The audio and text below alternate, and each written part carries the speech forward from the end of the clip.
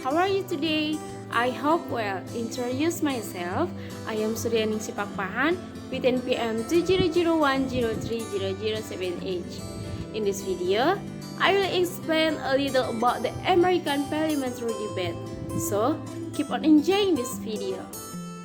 The American Parliamentary Debate Association is a national non-profit association of debate societies and departments at over 50 American colleges and universities. Membership is open to any community college, junior college, and four-year college or university in the United States.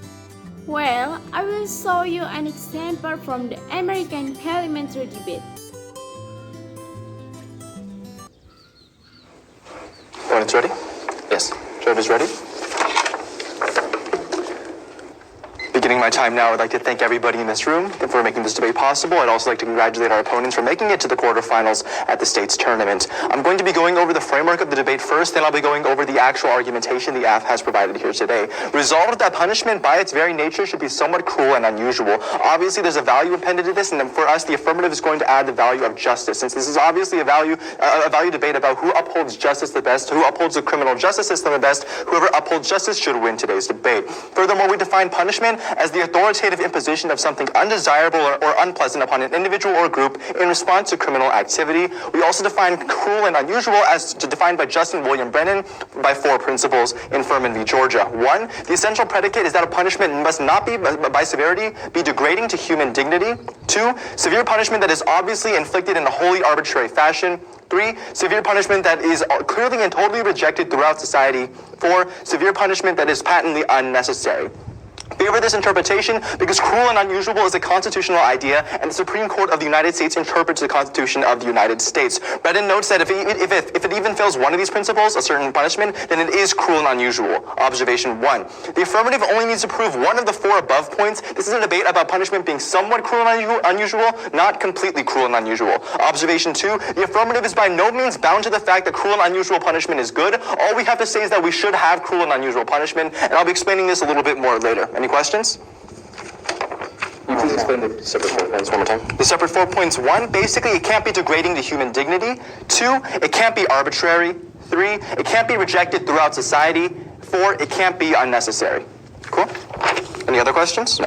Our first contention is going to be about human dignity. By definition, all punishment is degrading. The definition of something degrading and the definition of punishment are synonymous. It's something that violates your own autonomy. It's something that makes you less of a human being, and every single punishment issued by an authoritative power like the government of the United States or like the Californian government degrades your personal autonomy. You don't want to go to jail, but the United States government forces its will upon you and makes you go to jail. That means all punishment by definition will always violate your autonomy. This is important for a couple of reasons. It means that right now in the status quo, every single punishment we have, whether it be a fine, whether it be being sent to jail, or whether it even be capital punishment, will always degrade human dignity, and there is no other circumstance that it won't degrade human dignity. Our second contention is about arbitrarity. In criminal cases, people who committed the same crime under similar circumstances can get very different punishments. This is for a number of reasons, but in the aforementioned Furman v. Georgia case, Justices Stewart, White, and Douglas noted that death sentences were often imposed arbitrarily with a distinct bias against African American people.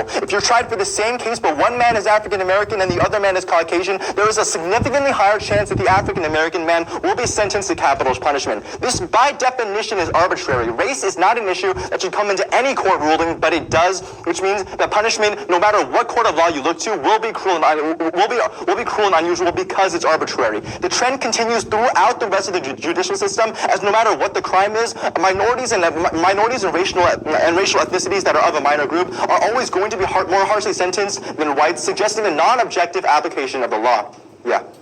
How is this essential racism solved by cruel and unusual punishment? The argument we're making is that cruel and unusual punishment causes racism, and I'll be clarifying that in our third contention, the solvency. If you do value the actual the inherent autonomy of all human beings, if you do think that racism is bad, then cruel and unusual punishment should be created for a couple of reasons. 1, remember the last 2 things that Justice Brennan talks about is that if it's cruel and unusual, it's obviously going to be rejected throughout society.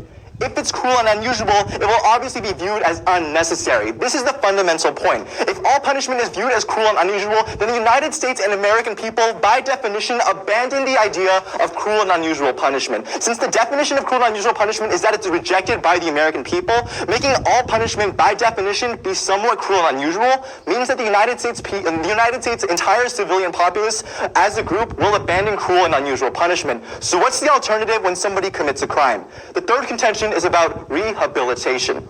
Rehabilitation right now is making a very steady rise in the United States. And many studies done by Princeton University and done by Harvard University find that when you look into jails, criminals that are treated with respect, criminals that are treated as functioning parts of human society, they're the ones that can actually come back to society and contribute. But if you simply punish them, if you give them 20 years of jail, it makes them resentful, not more willing to help the society that they're part of. Therefore, we think that subpoint A, the idea that rehabilitation is good, means that we should have every single form of punishment be cruel and unusual, because once the American people reject cruel and unusual punishment, we favor rehabilitation. Rehabilitation is furthermore because subpoint B, it creates a better functioning United States of America.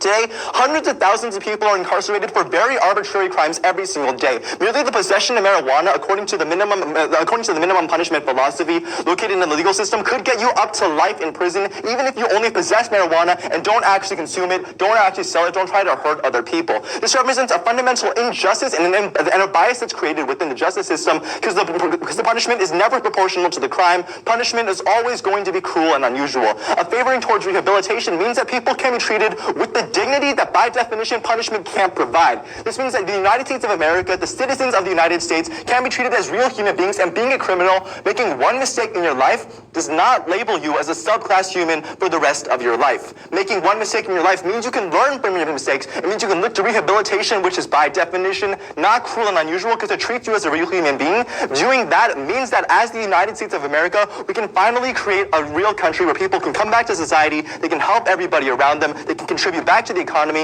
and that's the most important terminal impact. When we look at the value of justice, justice is treating other people fairly.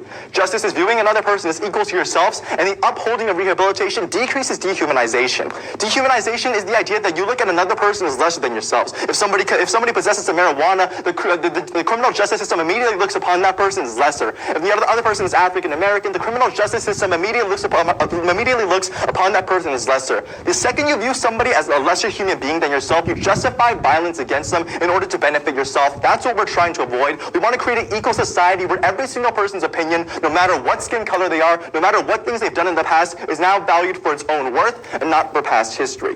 For these reasons, we firmly believe that all punishment should be cruel and unusual, and therefore unconstitutional, with rehabilitation as the firm alternative. For these reasons, I ask for a firm vote in the affirmative. Thank you.